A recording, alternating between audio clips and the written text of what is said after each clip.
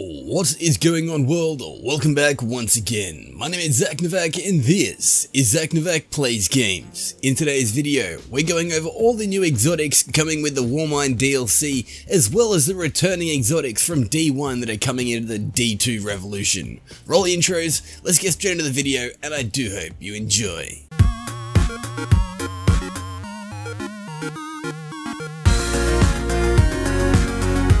Alrighty, so we're starting off with the three main exotics, the ones that actually look like they come from Eris Morn because, well, they read Eris Morn. Starting things off with the Husk Crown. Now this thing in itself is definitely a unique looking helmet.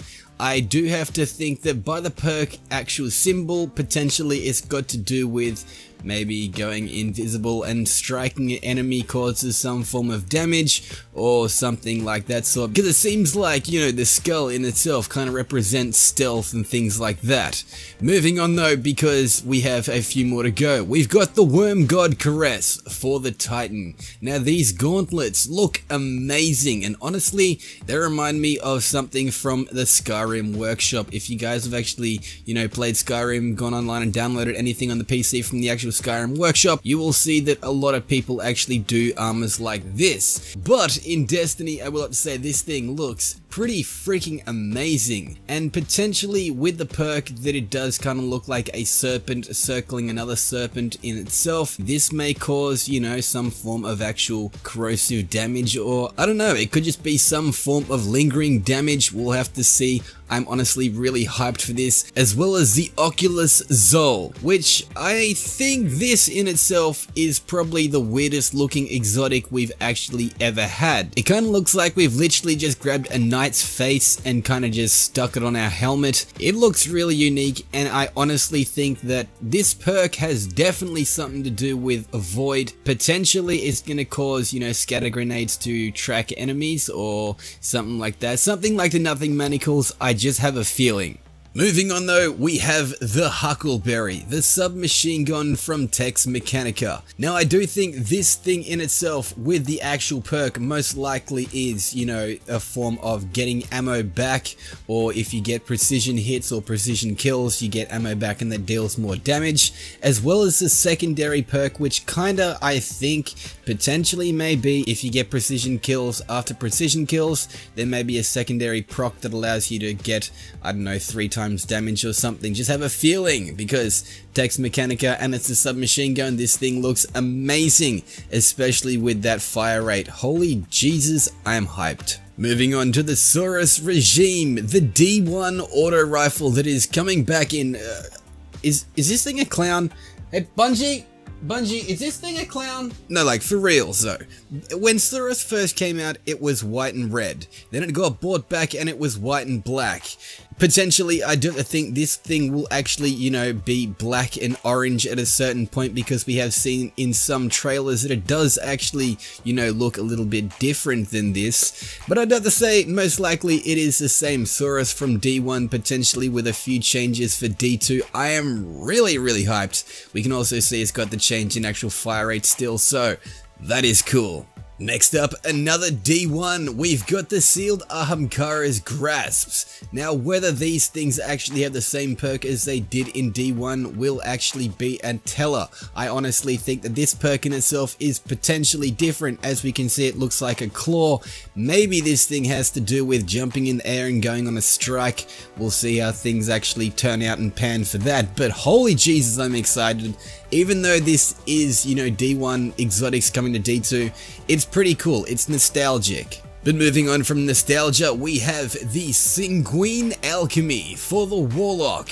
Now this thing in itself looks really freaking royal. I honestly have to say I do like this armor. It looks really cool. With the perk, it's kind of confusing. It potentially may have to do with a Nova Bomb, where you actually, you know, cast a Nova Bomb and get your health back. See if that's actually something that happens. We'll only have to find out in the future. We've just got under 2 weeks for this thing. Holy hype, I'm excited. I keep saying that. I keep saying I'm excited. I do have to apologize. Anyway, next up, we have the Apotheosis Veil Faith.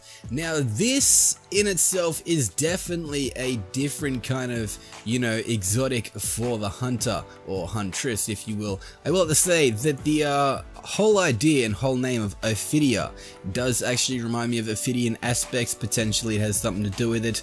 Whether this perk will actually be like the others, we'll have to actually find out. But with the snakes, it seems like it's most likely got to do with venom and smoke grenades and invisibility and stealth. Just kind of throwing it out there. Next up, we have the Frostys. Now these things we actually did see in the trailer where we saw Anna Bray. She was actually wearing the Frostys, which I honestly think is pretty freaking cool. Frostys in D1 were amazing when they actually came in Rise of Iron. I do have to say that these things, if they are as good or if not better than what they were, I am hyped to use them. We also have the Eternal Warrior, which, why is this actually returning? I don't think anyone really wanted this thing to return. Potentially, it does actually have, you know, some better perks. Maybe it's got something to do with when you actually cast a shield with your actual Sentinel super, it does something extra, or it allows you to actually withstand blows, or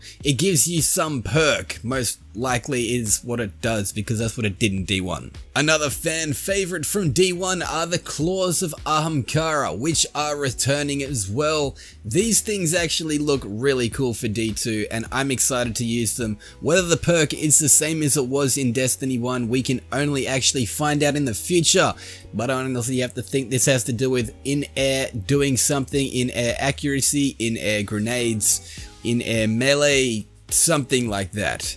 They just scream in-air something. Something that also screams uniqueness, if you will, are the Ashen Wake, the gauntlets for the hunter or huntress.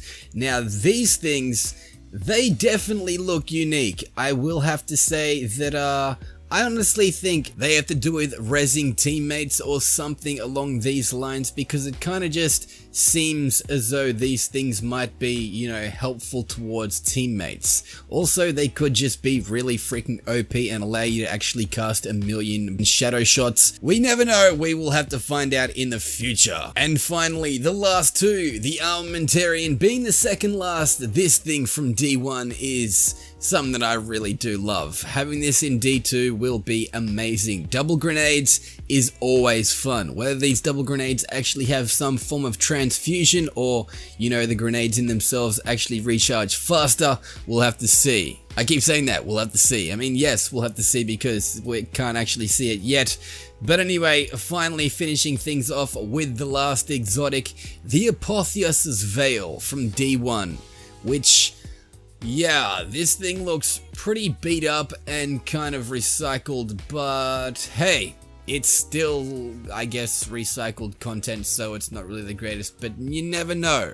The actual perk for it could be amazing. You never know, it might actually have the ability to grant both health regeneration and damage boost from the single rift. We'll have to see in the actual future because, again, it is in the future. We've also seen that there could be Icebreaker returning, as well as Sleeper Simulant and the No Land Beyond. Whether these will actually be coming in the actual DLC, we do not know.